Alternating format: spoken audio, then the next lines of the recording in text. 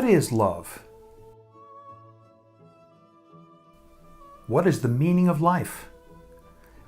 These are just two of the many questions that mankind has pondered over and over since the beginning of time. Another one of these highly contentious thoughts is, which came first, the swizzle or the swizzle stick? Well, let's see if we can shed some light on that, shall we? For starters, the name swizzle dates back to the mid-1700s, actually predating the term cocktail. It refers to a type of Caribbean-style drink, usually made from rum, for example, the rum swizzle. Now, the original Swizzle Stick was in fact an actual stick. This piece of diminutive lumber was cut from the branches of the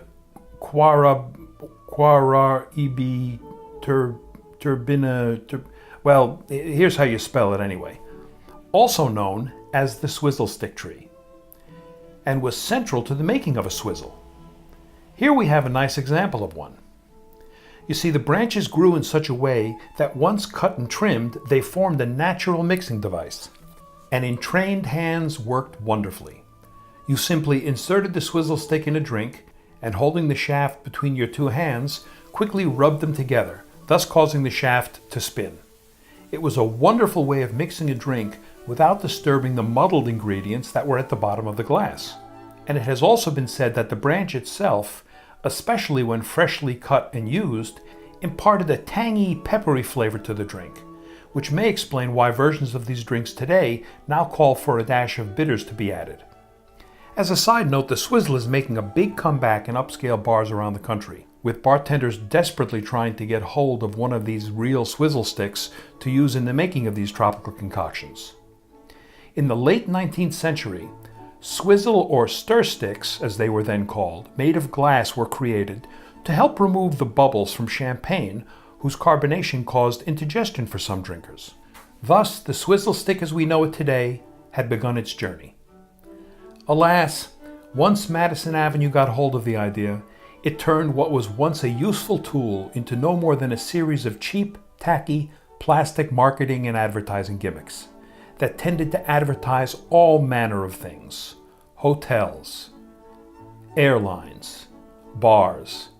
Simply put, if your business sold alcohol, you had your own swizzle stick.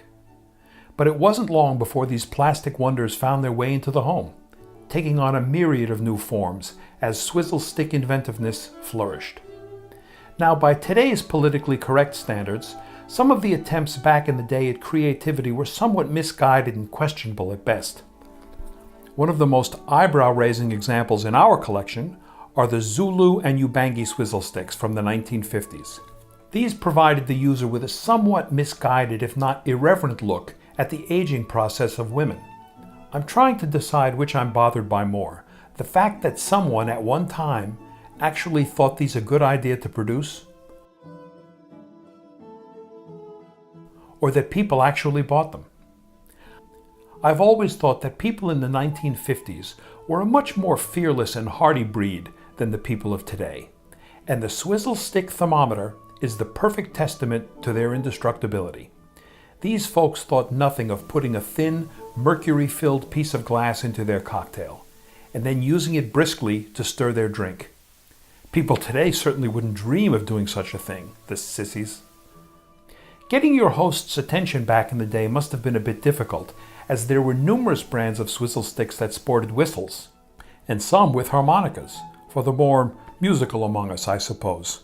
For the men, there were of course any number of swizzle sticks sporting the female anatomy. And of course the women were not cheated out of a thrill or two either.